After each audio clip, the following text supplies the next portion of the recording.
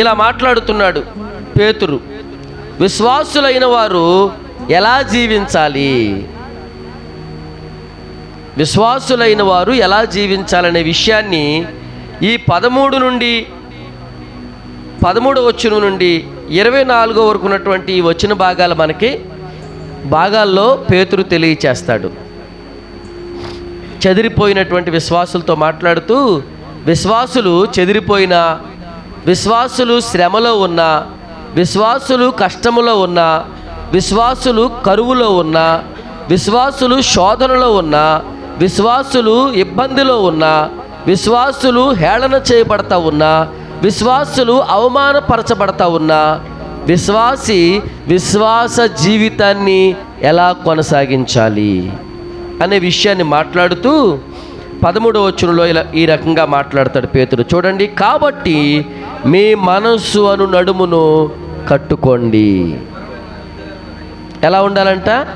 మనస్సు అను నడుమును ఏం చేయాలి? గట్టి చెప్పాలి అందరూ. మనస్సు అను నడుమును ఏం చేసుకోవాలి? అందరూ కట్టుకోవాలి. నిబ్బరమైనటువంటి బుద్ధి గలవారై మీకు తేబడు కృప విషయమై సంపూర్ణ నిరీక్షణ కలిగి ఉండుడి. నడుం కట్టుకోండి. ఎలా ఉండాలి? నడుం కట్టుకోండి. స్థిర బుద్ధిని కలిగి ఉండండి. స్థిర బుద్ధిని కలిగి ఉండండి. నిరీక్షణ కలిగి ఉండండి. పిల్లల, మనస్సు చాలా భయంకరమైంది. మనస్సు చాలా భయంకరమైంది. ఎంత భయంకరమైందనంటే,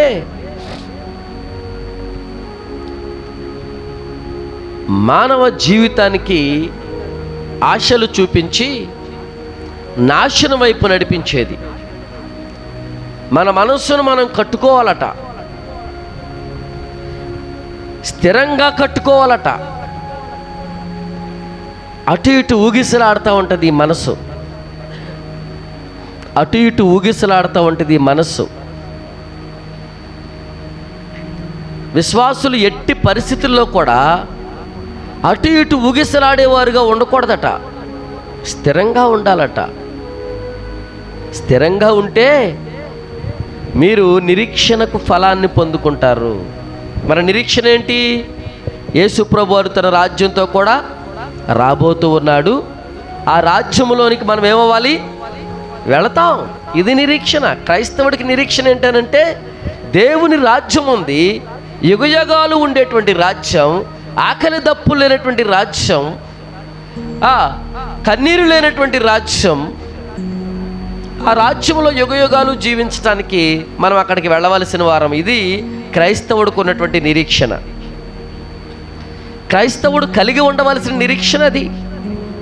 కాబట్టి నిరీక్షణ ఫలం పొందడానికి ఈ మనసు అనేది అటు ఇటు ఊగిసలాడుతూ ఉంటుంది కనుక పేతురు అంటున్నాడు, మీ మనస్సును బలంగా కట్టుకోండి. నిబ్బరంగా ఉండండి. నిబ్బరంగా ఉండండి. చూడండి, వేసవకాలం, వర్షాకాలం, శీతాకాలం, కాలాలు మారుతూ ఉంటాయి. విశ్వాస జీవితంలో శ్రమ ఒక్కొక్క మారు వస్తూ ఉంటుంది. శ్రమయే విశ్వాస జీవితానికి ముగింపు కాదు.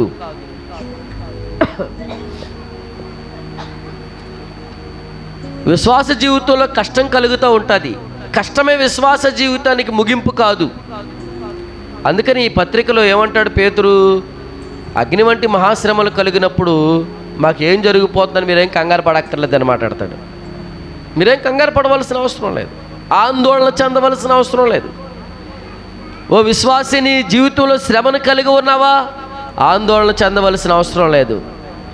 ఓ విశ్వాసి, నీ జీవితంలో కష్టాన్ని అనుభవిస్తున్నావా? ఆందోళన చెందవలసిన అవసరం లేదు. ఓ విశ్వాసి, నీ జీవితంలో ఏ మేలు పొందకుండా ఎన్నాళ్ళు నువ్వు ఉండిపోయావా? ఏ మాత్రం కూడా నీవు బాధపడవలసిన అవసరం లేదు. బాధపడి నీ మనస్సుని చల్లార్చుకోవద్దు. నీ మనస్సును ద్విమనస్సుగా చేసుకోవద్దు. పేతురు 2వ పత్రికలో ద్విమనస్కులారా అని మాట్లాడతాడు. రెండు రకాల మనసులు ఉండకూడదు, ఒకే మనసు కలిగి ఉండాలి. ఫిలిప్పీలకు రాసిన పత్రిక 2వ అధ్యాయం 2వ వచనంలో ఏక మనసు కలిగి ఉండాలి, ఒకే ఒక్క మనసు. ఏంటి ఆ మనసు అనంటే, శరీరము ఇది శాశ్వతమైన, దీనికి ఒక లిమిట్ ఉంది.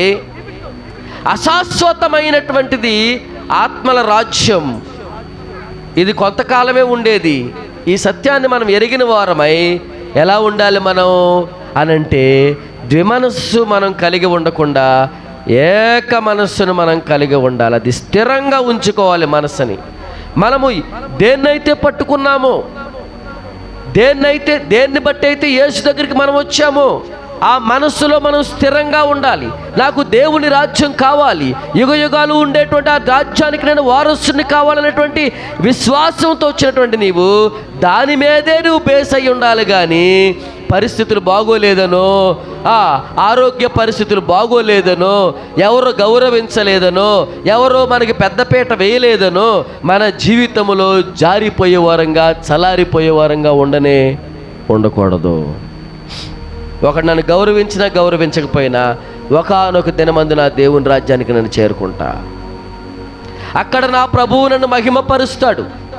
ఈ లోకములో మహిమ కలిగినా పర్వాలేదు, కలగకపోయినా పర్వాలేదు. యోబు తన జీవిత కాలం అంతట్లో కూడా ప్రియమైన దేవుని బిడ్డలారా కష్టాన్ని అనుభవించాడు. యోబు పడినటువంటి కష్టం పరిశుద్ధ గ్రంథములో మరి ఏ విశ్వాసి జీవితంలో కూడా మనం చూడం. కానీ అటువంటి శ్రమలో కూడా మాంసం ముద్దలుగా నేల మీద రాలుతూ ఉన్నప్పుడు, అతని శరీరం అంతా పచ్చి పుండిలా ఉన్నప్పుడు అతడు పలికినటువంటి మాట ఏంటో తెలుసా? ఓ, ఈ శరీరం ఇలా క్షీణించుకుపోయిన తర్వాత నా విమోచకుణ్ణి, సజీవుణ్ణి నేను కన్నులారా చూస్తా. నిరీక్షణ. ఈ శరీరం క్షీణించుకుపోద్ది,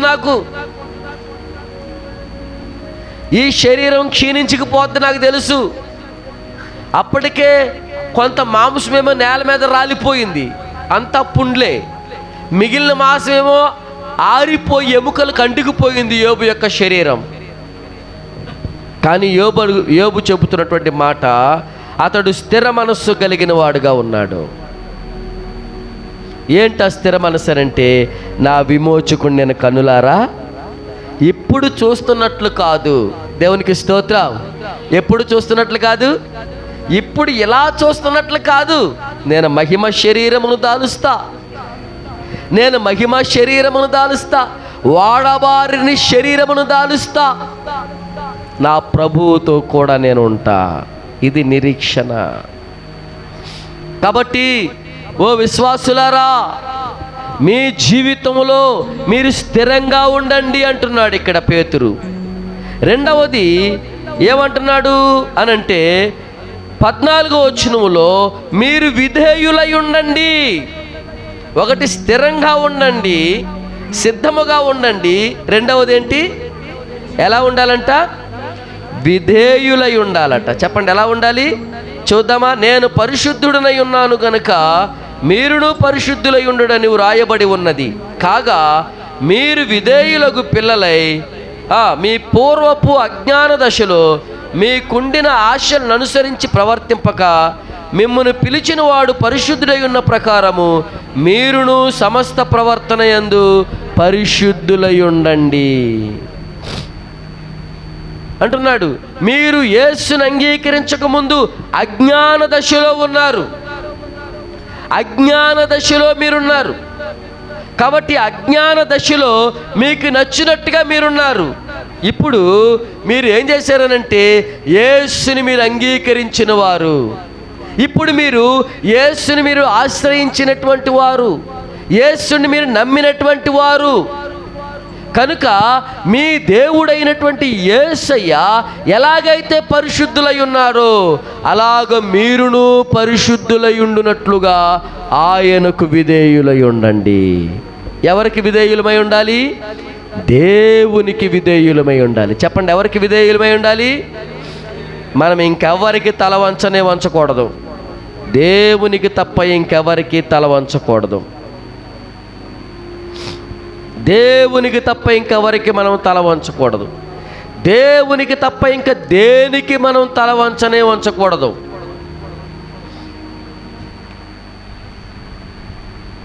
కాబట్టి మీరు పరిశుద్ధులుగా ఉండుటకు పిలువబడ్డారు గనక ఆ పిలుపుకు తగినట్లుగా దేవునికి మీరు విధేయులై ఉండండి. ఎలా ఉండాలి దేవునికి? నువ్వు దేవునికి విధేయుడుగా ఉన్నావా? నీవు దేవునికి విధేయురాలుగా ఉన్నావా? ఒకసారి నిన్ను పరిశీలన చేసుకో. ఒక చిన్న ప్రశ్న నీకు నువ్వు వేసుకో. నేను దేవునికి లోబడుతున్నానా, నేను మనుషులకు లోబడుతూ ఉన్నానా? నేను దేవునికి లోబడుతూ ఉన్నానా, నేను లోకానికి లోబడుతూ ఉన్నానా? ఎవరికి లోబడుతున్నావు నీవు? ఎవరికి విధేయత చూపుచున్నావు నీవు? ఎవరికి విధేయత చూపుచున్నావు? ఎవరికి లోబడుతూ ఉన్నావు నీవు? ఎవరికి లోబడుతున్నావు నీవు? ఎవరికి లోబడుతున్నావు నీవు? ఎవరికి విధేయత చూపుచున్నావు? దేవునికి విధేయత చూపుచున్నావా నీవు? మనుషులకు విధేయత చూపుచున్నావా? నీవు నిజంగా దేవునికి విధేయత చూపితే ఎందుకు నువ్వు పరిశుద్ధంగా ఉండలేకపోతున్నావు?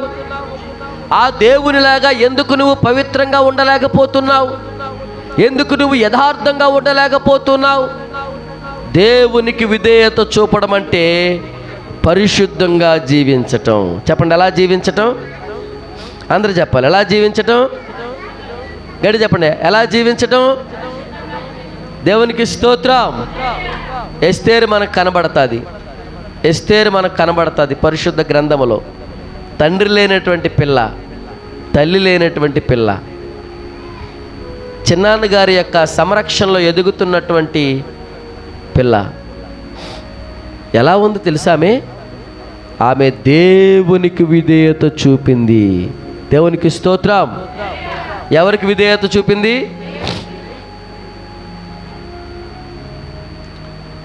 ఆ షండు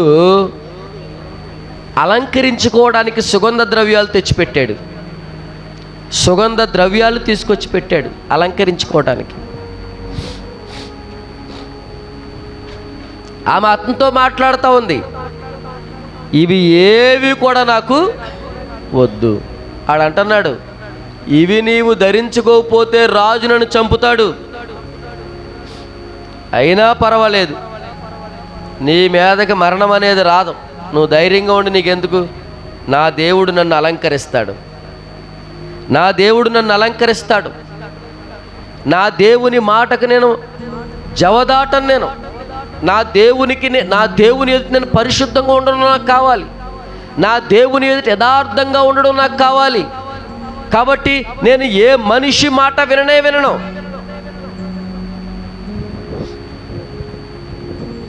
ప్రియమైన దేవుని పిల్లలారా, యవనస్తులారా, ఎస్తేరు లాంటి దేవునికి విధేయత చూపే జీవితం మీకుందా? ఎస్తేరు లాంటి దేవునికి విధేయత చూపే జీవితం మీకుందా? ప్రాంతానికి తగ్గట్టుగా మారిపోతూ ఉన్నావా? నేను కొంతమంది పిల్లలను చూస్తూ ఉన్నాను, ప్రాంతానికి తగ్గట్టుగా మారిపోతున్నారు. కొంతమంది వ్యక్తులను నేను చూస్తున్నాను, ప్రాంతానికి తగ్గట్టుగా మారిపోతున్నారు. నేను కనిపించే అంతవరకు మాత్రం చాలా జాగ్రత్తగా ఉండడం చూస్తున్నాను కొంతమంది పిల్లల్ని. నా పరిధి దాటేసిన తర్వాత వాళ్ళ మొగాలు చూడాలి. ఎస్తేర్లు కాదు, యజబేళ్ళు తయారైపోతున్నారు. ఎస్తేరుకి యజబేలుకి చాలా తేడా ఉంది. యజబేలు పెదాలకి రంగు, ముఖానికి రంగు, కురులు రింగులు, పైనుంచి త్రోయబడి చచ్చింది. ఎస్తేరు రాజు కోటలో ఉండి దేవునికి విధేయత చూపి రాజు మనసునే దోసుకుని షోషాను కోటకు రాణి అయ్యింది. ఒక వ్యక్తిని ఆశీర్వదించేది పరిశుద్ధతే కానీ, ఒక వ్యక్తి జీవితాన్ని దీవెనకరంగా చేసేది పరిశుద్ధతే కానీ ఈ లోకము కానే కాదు.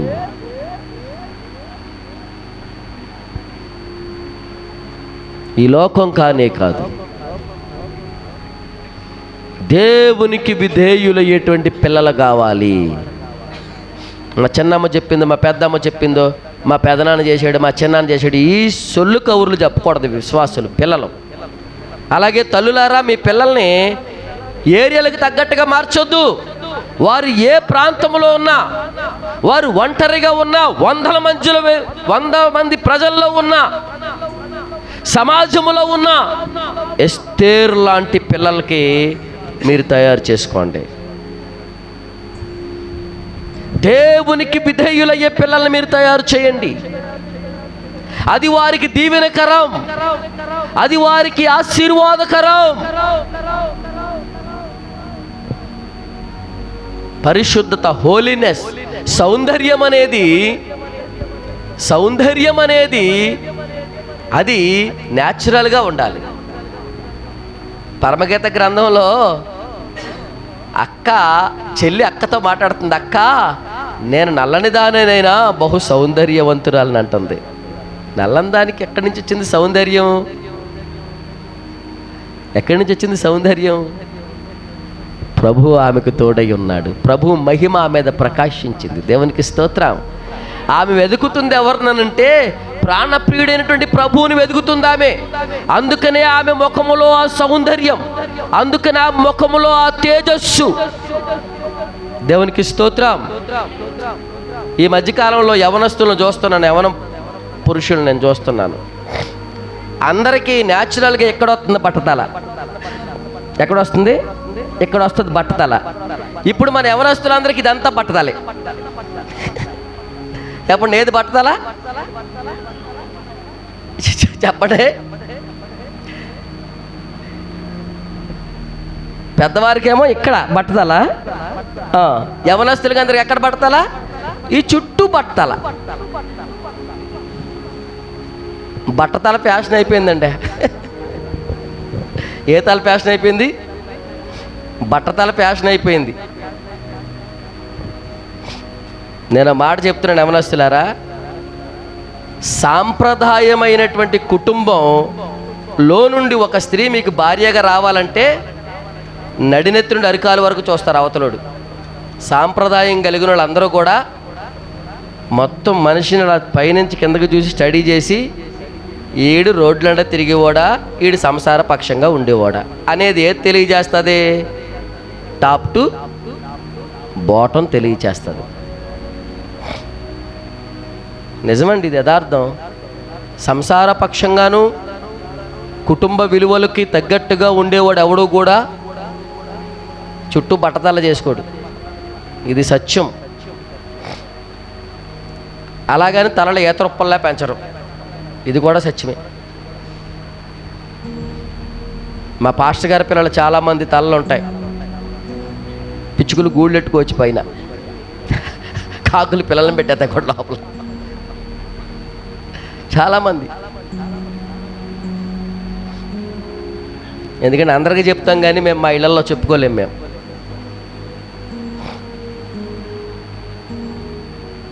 మేము ఊరికి మాత్రం మనగాళ్ళు, ఇంట్లో మాత్రం చెప్పండి ఎవరు పాస్టర్లు? ఊరికే మనగాళ్ళు పాస్టర్లు. వారి పిల్లల గురించి ఏమాత్రం శ్రద్ధ చూపరు. విధేయత కావాలి. ఏం కావాలి చెప్పండి? షడ్రక్ మేషక్ అబేద్నెగోలు పంచవర్ష పరమాణాలు తీసుకుని వచ్చి అన్ని రకాల పదార్థాలు వారికి పెడితే, రాజా ఇది మాకు ఆహారం, ఇది మాకు అలవాట్లేంది, మేము వీటిని భుజించం. ఒరే బాబు, తినకపోతే మీకు బలం ఎక్కడి నుంచి వస్తుంది? తినకపోతే మీకు సౌందర్యం ఎక్కడి నుంచి వస్తుంది?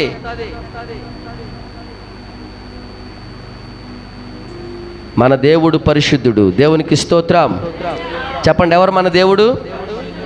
మనం ఎలా ఉండాలి?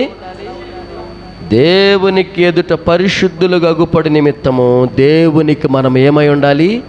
విధేయులమై ఉండాలి. రాత్రి చెప్పాను నేను,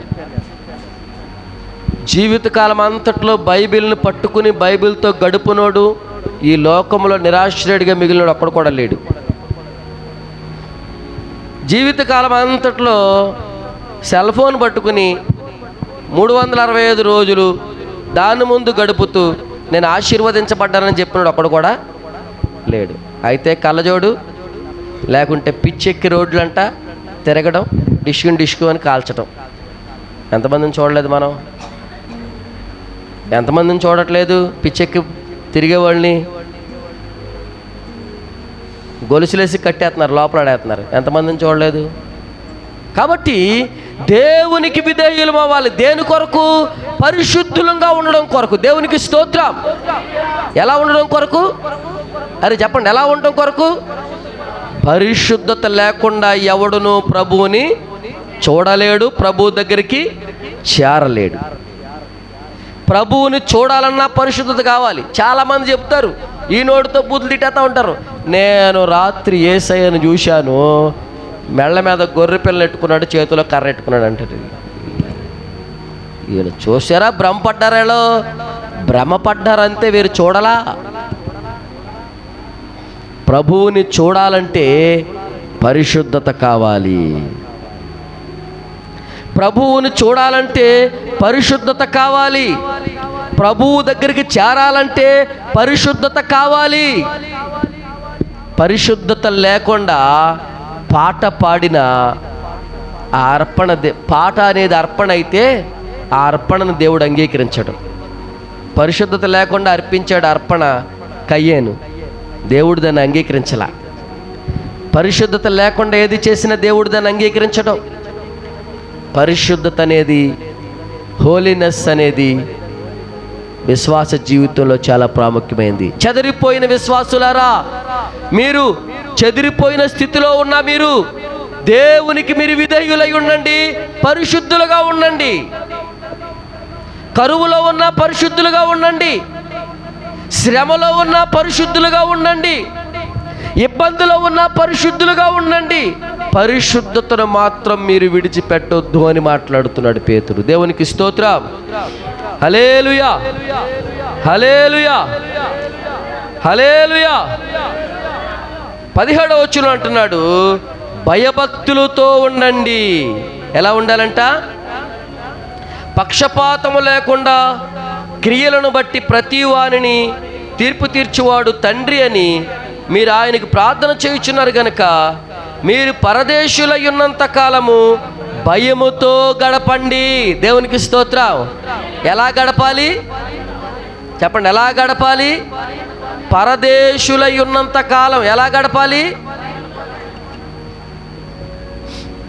మీరు పరదేశులై ఉన్నంత కాలం భయముతో గడపాలి. పరదేశములో నుండి స్వదేశంలోకి వెళ్ళిన తర్వాత భయముతో పని లేదు అక్కడ. దేవునికి స్తోత్రం. ఎక్కడ భయం? పరదేశములోనే భయం. కానీ స్వదేశమునకు చేరిన తర్వాత భయం అనే దానికి అర్థం లేదు అక్కడ. ఇంకంతే, అసలు భయం అనేది లేదు ఇంకంతే అక్కడ. ఏది పరదేశం? మనము నివసించే ఈ భూమి పరదేశం. దేవునికి స్తోత్రం. మనము నివసించే ఈ భూమి పరదేశి. ఇక్కడ మనం పరదేశులము. అందుకనే హెబ్రీయులకు రాసిన పత్రికలో మాట్లాడుతూ అంటాడు, మనము యాత్రికులమును పరదేశులములై ఉన్నాము. అక్కడ అంటాడు పౌలు, మన పౌరస్థితి పరలోకమందున్నది, మనము అక్కడికి చెందినటువంటి వారం. మన దేశం ఇది కానే కాదు. ఎంతకాలం ఉంటాం? ఊరెళ్ళినాడు ఎంతకాలం ఉంటాడు ఆ ఊరిలో? చెప్పండి, ఎంతకాలం ఉంటాడు? పని అయిపోయే వరకు. పని అయిపోయాక ఏం చేయాలి? మరలా సొంత గ్రామానికి. అలాగే ఈ ఊరు మనం వచ్చాం, ఈ దేశం మనం వచ్చాం. మన పని అయిపోయిన తర్వాత మనం వెళ్ళిపోవాలి. ఆ పని మన ముగింపు చాలా జాగ్రత్తగా ముగించాలి. దేవునికి స్తోత్రం. చాలా జాగ్రత్తగా ముగించాలి. ఎందుకని? జాగ్రత్తగా ముగించకపోతే మనం స్వస్థలానికి చేరుకోలేం. ఇది వరకటి దినాల్లో వెనకాల ఉన్నటువంటి పెద్దవారు ఉన్నారు, గంగరాజు గారు, అప్పారావు గారు ఉన్నారు కదా, వాళ్ళని అడిగితే చెప్తారు. వాళ్ళు సౌకర్యాలు లేనటువంటి దినాల్లో, ప్రయాణాలు లేనటువంటి దినాల్లో నిలవ పనులకు వెళ్ళేవారు. నిలవ పనులకు వెళ్ళి ఆ నిలవలకు వెళ్ళేవారు. చాలా గుంటూరు జిల్లా వైపు వెళ్ళిపోయేవారు దాదాపుగా. వెళ్ళిన తర్వాత ఆరోగ్య పరిస్థితులు బాగోక తిరిగి ప్రయాణం అయ్యేటప్పుడు చనిపోతే అక్కడే పాతి పెట్టేసి వచ్చేసిన సందర్భాలు కూడా ఉన్నాయి. ఏమన్నా ఉన్నాయి కదండి? వాళ్ళ స్వస్థలానికి చేరుకోలేదు. వాళ్ళు అప్పుడప్పుడు కూర్చొని చెబుతూ ఉంటారు. చివరికి ఆ పరదేశం వచ్చినటువంటి వాళ్ళు మరణిస్తే గనక పాతి పెడతా కూడా స్థలాలు లేక శవాలను వదిలేసి వచ్చిన రోజులు కూడా ఉన్నాయని చెప్తూ ఉంటారు వాళ్ళు.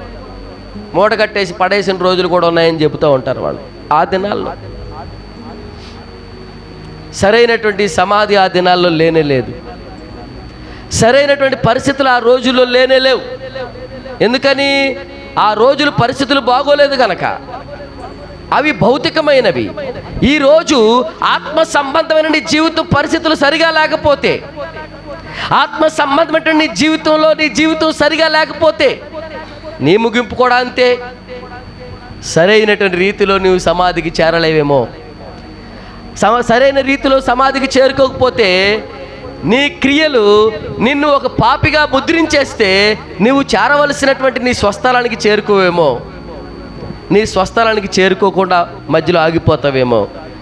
నీ స్వస్థలమైనటువంటి నీ సొంత భూమి అయినటువంటి దేవుని దగ్గరికి నువ్వు చేరుకోకుండా నువ్వు మధ్యలో మిగిలిపోతావేమో. అందుకనే ఈ పరదేశీ జీవితంలో మనం చాలా జాగ్రత్తగా ఉండాలి. దేవునికి స్తోత్రం. ఎలా ఉండాలంట? భయముతో ఉండాలి. ఏ భయము? నోటి మాట ద్వారా నాలోనికి పాపం ప్రవేశించి ఒకవేళ నేను దేవుని రాజ్యానికి వారసుని కాకుండా చేసేస్తదేమో. అరే, కంటి చూపు ద్వారా నాలో పాపం ప్రవేశించి పరలోక రాజ్యానికి నేను పౌరుని కాకుండా చేస్తదేమో. నా చేతి పనుల ద్వారా ఒకవేళ పాపం నాలో ప్రవేశించి నేను దేవుని రాజ్యాన్ని పోగొట్టుకునేటట్టుగా నా జీవితం మిగిలిపోద్దేమోనని నీ జీవితాన్ని భయముతో నడుపుకోవలసిన అవసరత ఉంది.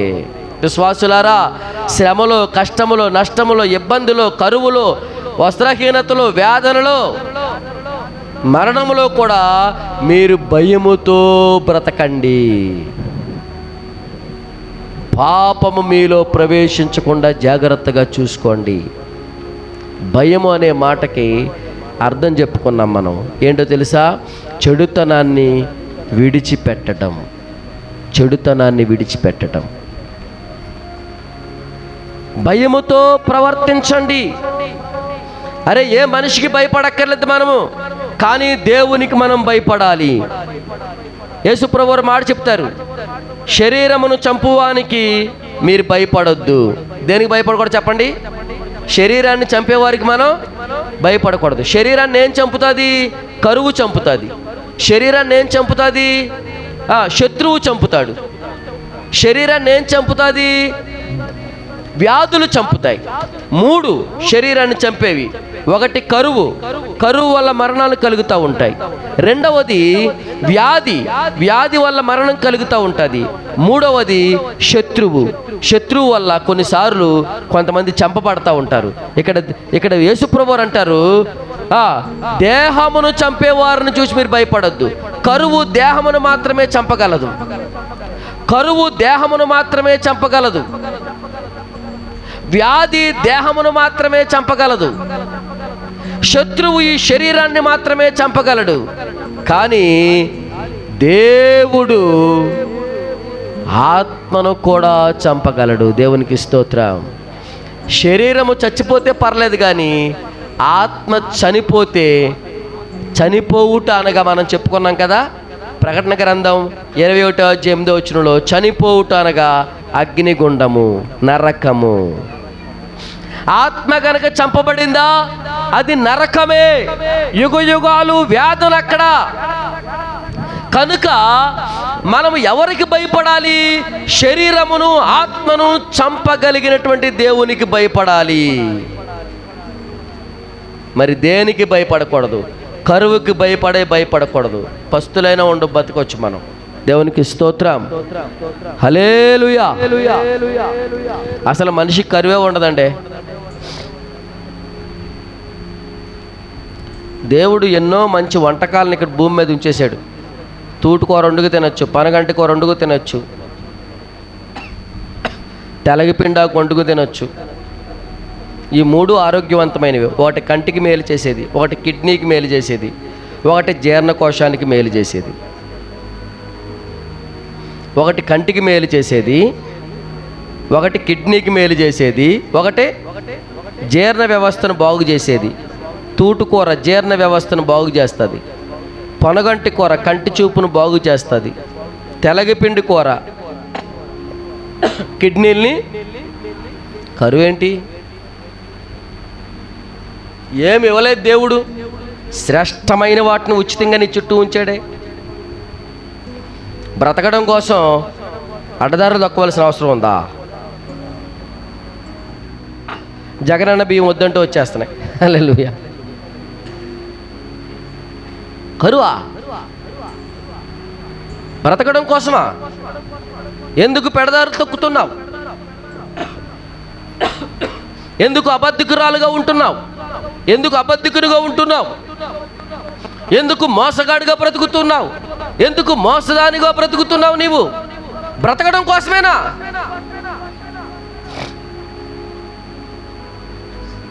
దేవునికి భయపడండి. దేవునికి స్తోత్రం.